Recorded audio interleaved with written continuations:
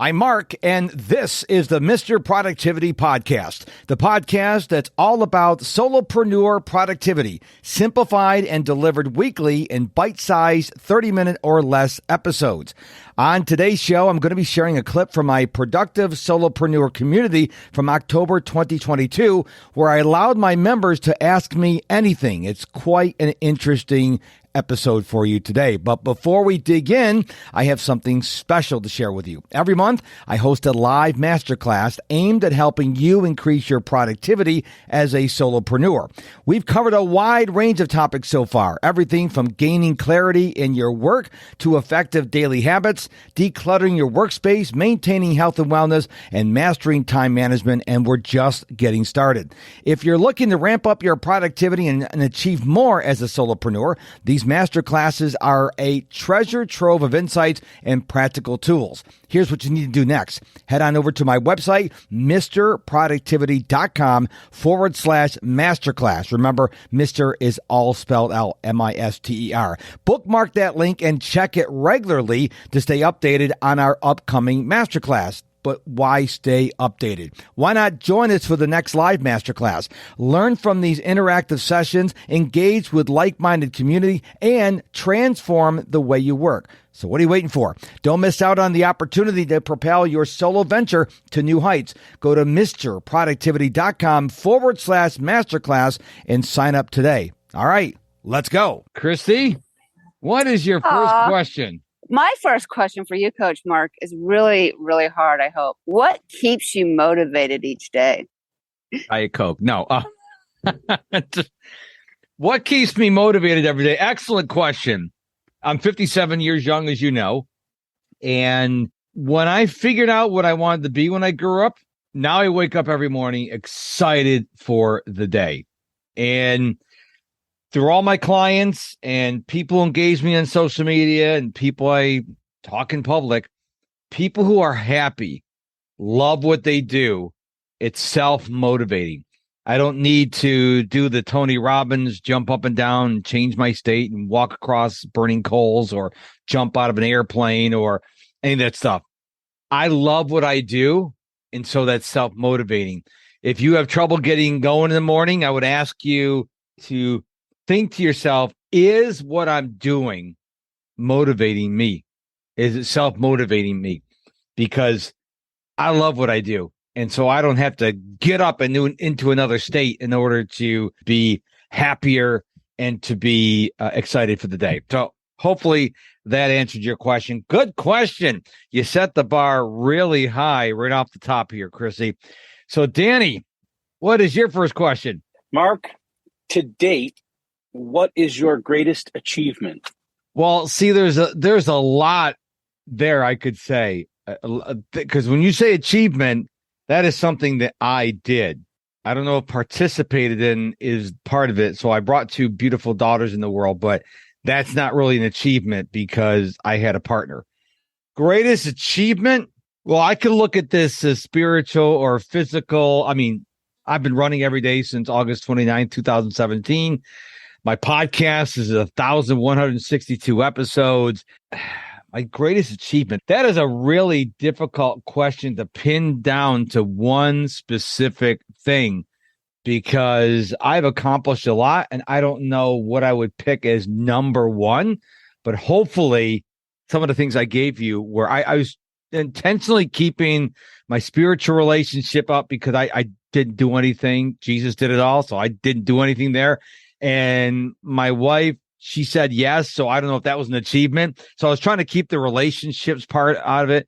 And I was looking at what I actually had to play in my podcast, my social media network, my email list, my clients. I mean, that was stuff I had to work hard in. So hopefully that answered your question. What do you still struggle with? My struggles now is doing too much. So right now I am really trying to learn how to be uber effective on social media. Our attention span in this world has gotten so tiny. We don't want to watch a 15-minute video anymore. Just tell me in 15 seconds.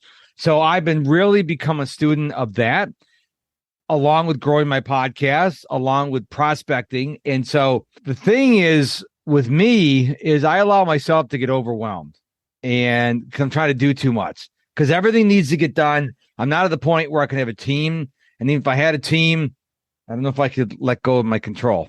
So I think doing too much is something that I and a lot of other people struggle with because I talk a lot about needle moving activities, and needle moving activities are really important, but the needle moving activities can stack up. And all of a sudden, now you're doing a boatload of needle moving activities, but you can only do one activity at a time.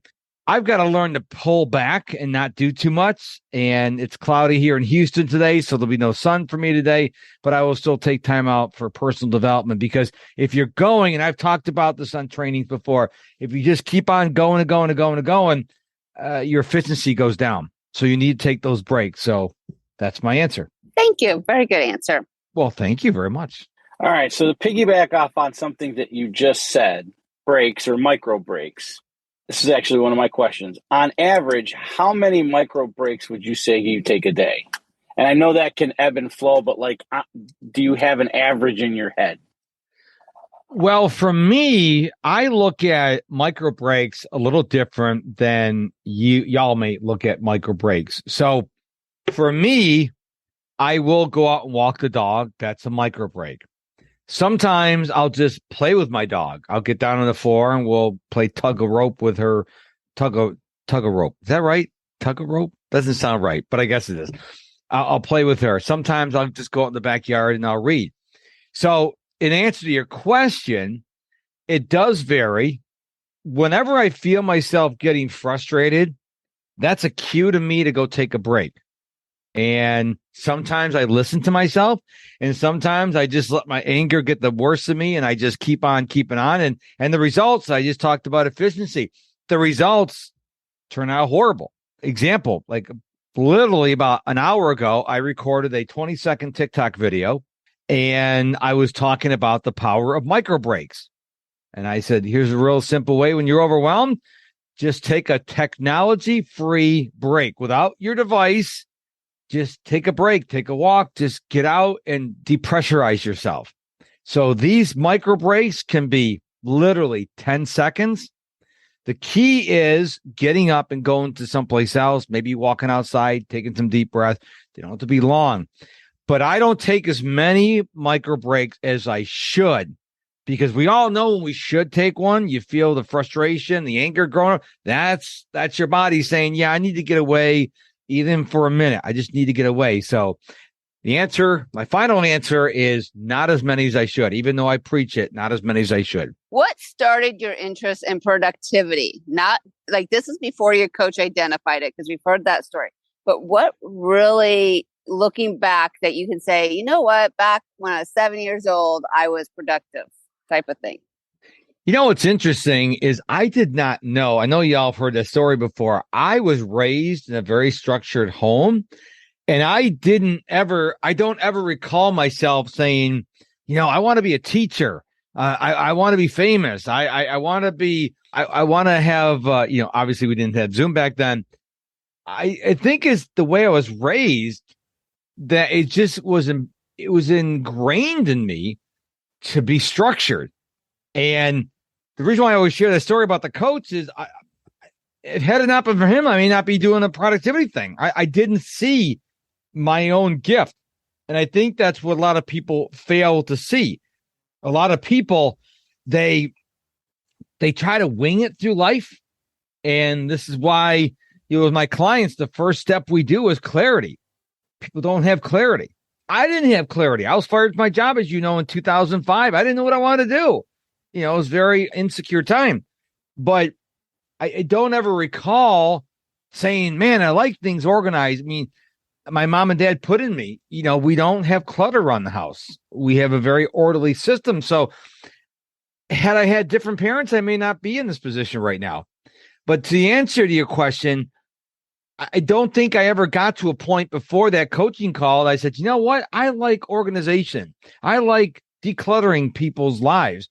I don't think that ever happened. I think I was out there searching for what I wanted to be, and the coach saw something in me. That's why that's the gift I give to my clients, is see something, because sometimes you can't see the forest of the trees. So I know you want something. I'm guessing you're hoping there's some epiphany I had when I was in high school or college.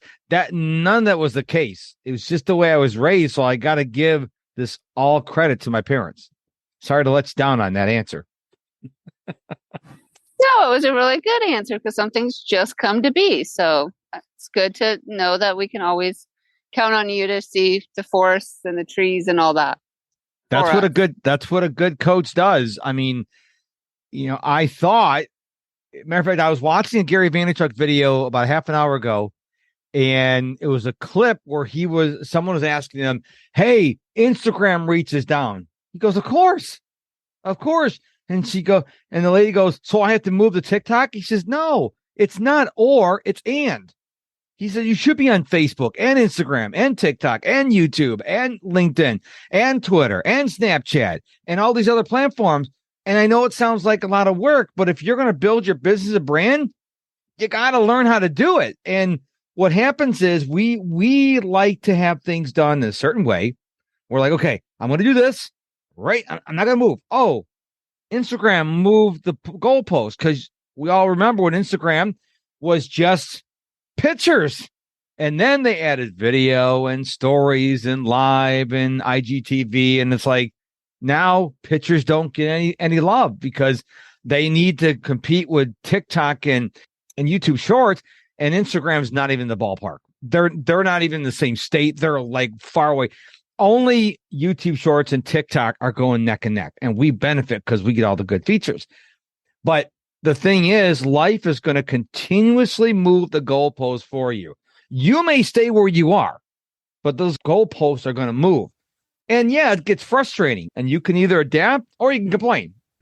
Which one do you think is going to help you more? What is your greatest daily productivity killer? I think it goes back to what I already alluded to, is trying to do too much. I sit down, like I preach, I sit down the night before and I open up Google Calendar and I list out what I'm going to do the next day. I may have an interview, I may have a coaching client, and I'm like, okay, now I have all these empty spaces. What I'm going to fill them in with. Now, it's about 75% I get it right, but my productivity killer is when I don't stick to the calendar. So I've learned when I'm doing content creation, I used to schedule 30-minute chunks. Now I know I need an hour. So today I corrected that problem. Now I'm allowing an hour, because I've got to create the video. I got to edit the video. I got to upload the video. That takes time. So my productivity killer is not sticking to my schedule. So when the hour of content creation is up and the next thing on my calendar is prospecting, I do this too often. I move that prospecting and I move that prospecting and I move it again and I move it tomorrow. Well, I still need to prospect. I do need the create content, and I also need to prospect every day. So the answer to your question, Danny, is I am my biggest productivity killer, because I create my schedule and I don't always adhere to it. So it's totally my fault. I can't blame anyone else. No one else is moving the goalpost. I'm moving my own goalpost. So. That was a great answer to the last question, because I feel the same way about myself. I'm my worst productivity killer. Yeah, 100%. I don't follow the calendar. I have it on the calendar and I want to do something else. Yeah. Okay. Have you ever done a marathon? And if you haven't, will you? I have not done a marathon, and the odds of me doing a marathon is very, very, very so close to zero. It's probably like just a millimeter above it. And the reason why is when you do a marathon, you have to take rest days. You have to days of not running. And I kind of like the fact that as of today, I've run 1,863 days in a row. When people hear that, they're like, holy crap. And you know me, I love streaks, my podcast streak and all that stuff. So I can't ever see myself doing a marathon, because that's 26 miles, which means I can run 5K in like 35 minutes and not be winded. And that's a good pace for me. So No, I don't. I don't foresee myself. I never say never, but I don't have any desire. Several people have asked me, "Hey, when are you gonna do a marathon?" I'm like, it's not even. I'm not even interested in doing a marathon. I really not. But the question. Thank you for asking. My next question has to go back to something that you used to do. You used to be a professional photographer. Mm-hmm. Do you ever miss that at all? That's like it's like an A and B question. Do you ever miss being a professional photographer, and do you still have all of your equipment, and do you still ever like pull all that stuff out and tinker with it? No, I do not miss it. I did 2 weddings. That was too many. The sweet bride that shows up to book you is not the bride that is at the cathedral or the church. I did it because I thought I wanted to be a professional photographer. The only gear I have left from that is one tripod, which I use to record my videos. That's it. I don't have any other piece of equipment. My iPhone 13 Pro Max takes gorgeous pictures and it fits in my pocket. So no, what's interesting is the photography got me into being a trainer, because we're talking back in 2005 and only Facebook and Twitter were around, email marketing and direct mail. And one of the things I wanted to do that was different is go to Lions clubs and all these different clubs and speak to people about how to take better pictures. And after I gave up the photography, I kept that training element to me. And as you can tell, I love training people. So that gave birth to what I'm doing now. I just don't talk about photography. I know how to take a good picture. You just say, hey, it looks like a good picture, take a good picture. So the iPhone makes me look really good because it takes gorgeous pictures. So how is it that you can speak without pausing? You're very good at that. I struggle with it on our podcast. Maybe my brain is just slow, or there's some skill that I have not developed yet. Because I know that you take notes, but from my prior conversations, you're not really a notes guy. Like when you did speeches and stuff, I know you weren't like looking at cards and stuff like that. So there has to be a trick that you have. Lots and lots and lots and lots of practice. Chrissy knows this. When I did the keynote for the Texas CPA in 21 and 22, I know this stuff so well that I can pace myself. So here's the trick I've learned. As I'm trying to think, if you'll notice, if you pay really careful attention, as I'm trying to think of an idea, I slow my pace down. So I'm talking and I'm thinking at the same time.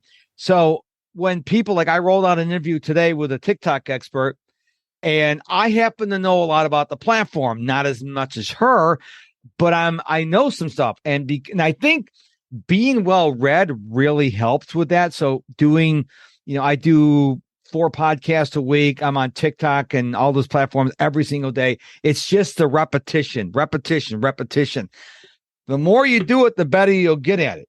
Nothing replaces repetition. I think Tony Robbins says repetition is the mother skill. So what I do is when I'm on someone else's podcast, when I'm on someone else's podcast, I don't want them to have to waste time editing me. So I'll make sure I won't say filler words, pause, because I know it drives them crazy. It just takes practice and knowing the topic. What I would encourage you to do is maybe you give your answers or pretend like I do. You're doing a presentation in front of people and just talk out loud. The more you say it, so you're not reading the notes, you're just going off the cuff. And when you're going off the cuff, it's more natural. So when you and I are talking, you don't go, and pause because it's a conversation. When you're focused on, I got to say this. I don't want to say, I don't want to say, I don't want to say, I don't want to do the lip smack. You're thinking about too many things. Now, if you listen to my early podcast episodes, I was horrible. Now I know how to pace myself. I know how to ask questions. So a lot of my podcasting colleagues go, you don't do any scripted questions? No, because first of all, the guest is the expert on the show. And what I'm doing is as they're talking, I'm coming up with questions. Now, I will write down my question if they say something, because if they're going to talk for 3 or 4 minutes, and if I try to remember that question, then I'm not really listening to them. If I'm listening to them, I'm going to forget the question. So a little secret that most people don't know, if I get a question in my mind based on what the guest is saying, I will write a few words down so I don't have to go, oh, I have a question, I forgot it, because then it sounds stupid on the show. But again, like Tony Robbins says, repetition is the mother skill. And I would just encourage you to just speak out loud. That's the key thing. It's not just reading your notes, it's speaking it out loud. Like pretend I said something and then you're going to talk about it. You're going to talk in response. You do it enough time, you're going to tighten those gaps up, because you do make it easier for me. I just go chop, chop, chop, chop, chop. But the goal is to get to a point where I don't have to edit our podcast at all. That'll come in time. What does a relaxing day truly look like? Well, if you ask my wife, she'll say relaxing doesn't play in the Mark's vocabulary. What is this relaxing? I do like to watch my Manchester City football team when they play, but then it's not really relaxing because I can't really get in the game. And I'm not one of these people that can just relax. I mean, if I go outside and read, I have a book. I guess you could say that's relaxing for me, but I am so high energy. I like to constantly be doing things. I don't like to not be doing things. So I know a lot of people, they just like to be on their phones or watching Netflix or watching a movie or something like that. For me, that's not me. I can't, to me, that's laziness. I'm not saying if you do that, you're lazy. I'm saying for me, I feel like I'm being lazy.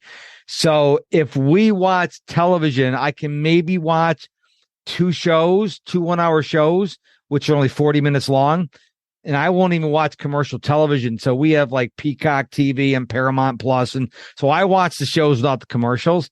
And I think that's about as relaxing I can get. I can't, even when I go on vacation, I can't just fully relax. That's not me, but I guess those people that do it, I'm like, good for you, but I can't do that. I mean, for me, this is very relaxing, answering questions on the productive life. I love this stuff. So this is relaxing for me. This may stress out many other people. Well, like you say several times, you do you, because I'm the same with relaxing. It's people are like, you don't relax enough. I'm like, well, your definition is different than mine. Yep. I know when I'm stressed and I need to walk away. It's knowing what I need to do when I walk away. And that depends on the mood. So 100%. Thank you for that. Good. Well, great job with all the questions. Yeah. Well, you're welcome. And my wife can attest that when we're watching TV, if we're watching a show and then she falls asleep on the couch, she gets comfortable. And I will just pull up my laptop and I'll maybe put a game on and I'll be working on my laptop. That's how I'm wired. I just can't sit there. And my mom was the same way. My mom passed away in June from Alzheimer's. She's the same way. She just can't sit there. She's got to be doing something. And I don't think that are you ADHD? No, maybe not. Maybe I just like to be doing things. There are people who like to be in motion all the time. I can't believe we're the only ones, Christy. I gotta be a lot of athletes. They probably don't sit there and watch TV all day. They're probably bored out of their minds. So just my thought. And the fact that you can make it through 2 shows amazes me. I'm like 30 minutes in and I'm like, what's next? What can I do? How can I do something else? That's why I have so many projects going on. Well, it's got to hold my attention. So one of our shows we like to watch is Chicago Wednesday, Chicago Med, Fire and PD. Their plot lines are really good. They keep you wrapped up. But if the plot line slows down and I'm like, what's going on right now? I bail. I mean, you got to hold my attention. So we watch one show on CBS on Thursdays. It's called Ghost. It's like 21 minutes on Paramount Plus. It's got to be moving. I don't want this. There was a show we watched, about a year ago, and it just took so long to get going, but I heard it was great. It was a show on Apple TV Plus, something about the future. Can't remember. It was a really highly ranked show. We watched it and I'm like, oh my gosh, it was like quicksand. But then it hit a point where it just took off and I was addicted to the show. But for me, you better maintain my attention. That's why I like football so much, English football, because there's always something moving on the screen. It's not like American football. They run a play and they lollygag back to the huddle and they take a TV time.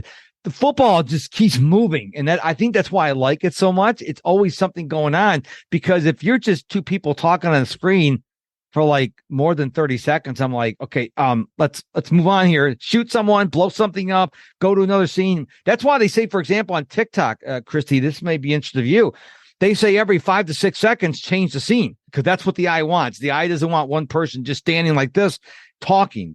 We want things moving. That's why I can't watch shows. If there's not a good plot line, I bail. I'm like you. I'm like, sorry, I can't wait for you to develop the plot. Kind of a follow-up question to that last one. So if you're like that with watching stuff, are you also like that with reading? Like you said, you can't have it take a long time for it to develop the plot. So do you pick books? Like if you're reading a fiction book, I know nonfiction is different, but if you're reading a fiction book, does it have to be a very fast-moving fiction book too? That's a really interesting question. The answer is no.